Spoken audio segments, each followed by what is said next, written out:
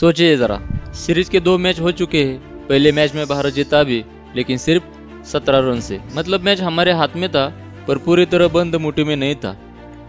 दूसरे मैच में हमने 358 रन बना दिए, दो दो शतक लगे, और फिर भी हम वो मैच हार गए।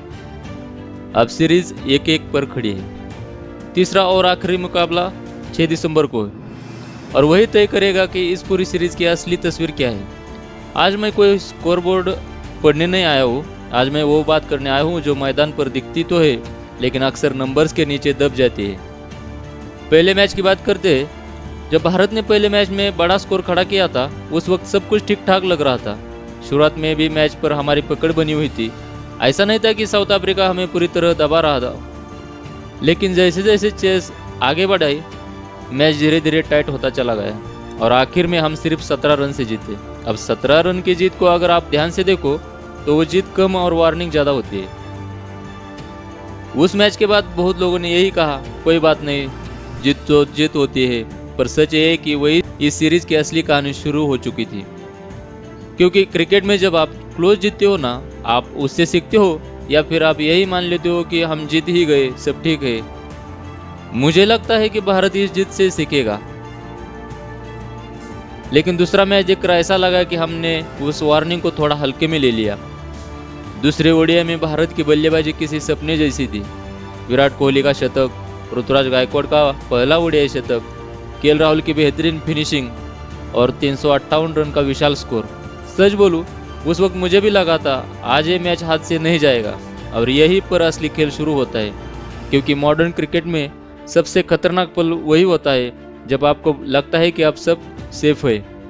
साउथ अफ्रीका की पारी शुरू हुई। शुरुआत में भी लगा कि हम मैच में हैं, लेकिन फिर एडन मार्करम आया, और उसने ये दिखाया दिया कि प्रेशर में शोर मचाना जरूरी नहीं होता, शांत रहकर भी मैच छीना जा सकता है। धीरे धीरे सिंगल्स, डबल्स, बीच बीच की बाउंड्रीज, और जो युवा बल्लेबाज उसके साथ आए, उन्होंने डरने के बजाय और निडर होकर खेला।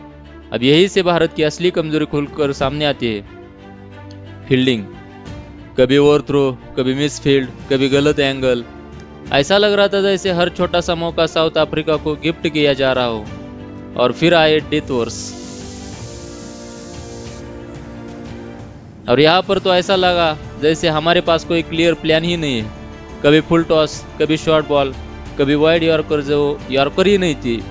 अब आप खुद सोचिए, जब आखिरी 10 ओवर में बॉलर को खुद ही नहीं पता कि उसे क्या डालना है, तो बल्लेबाज का तो कॉन्फिडेंस अपने आप मिल जाता है ना।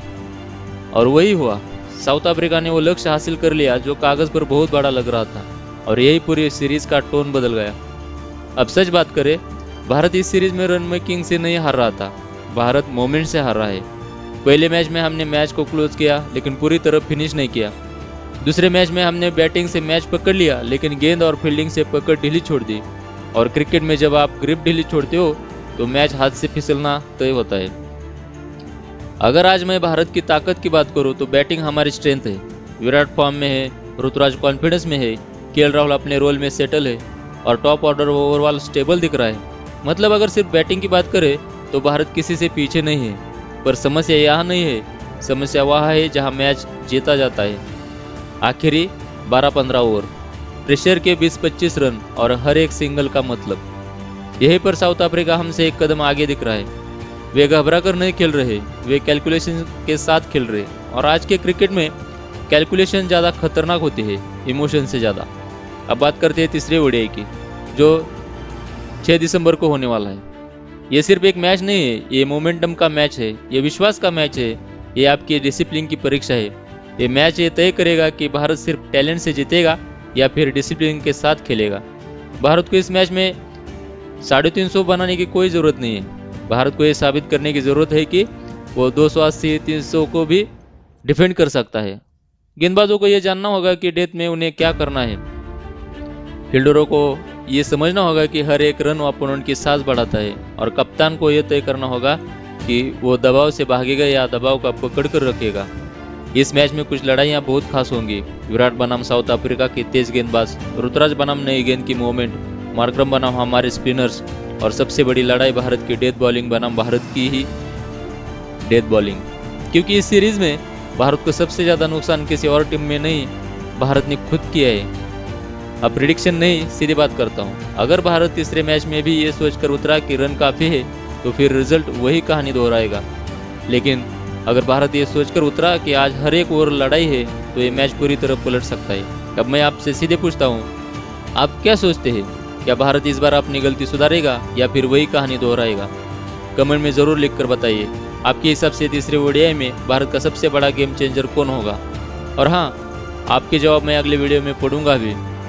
आखिर में सिर्फ एक बात, आज के क्रिकेट में रन, सेंचुरी, हाईलाइट ये सब आंखों को अच्छे लगते हैं, लेकिन जीत दिलाती है वो चीज़ जो स्कोरबोर्ड नहीं दिखाता, और वो है क्लैरिटी, डिसिप्लिन और मेंटल स्ट्रेंथ। अगर भारत के पास ये तीनों चीज़ आ गई तो कोई भी टारगेट सेफ नहीं रहेगा, हमारे लिए भी और ऑपोजिशन के लिए भी। अगर आपको ये एनालिसिस दिल से अच्छा लगा हो तो वीडियो को लाइक ज़रूर करना। और दोस्तों, एक छोटी सी जानकारी है, थर्ड ओडीआई के दिन हम यही लाइव आने वाले हैं। आप सबके साथ बैठकर मैच देखेंगे, बात करेंगे, हंसेंगे, बहस करेंगे, सब कुछ साथ साथ। तो अभी सब्सक्राइब कर लो ताकि लाइव नोटिफिकेशन आपको सबसे पहले मिले। मिलते हैं मैच के दिन लाइव में।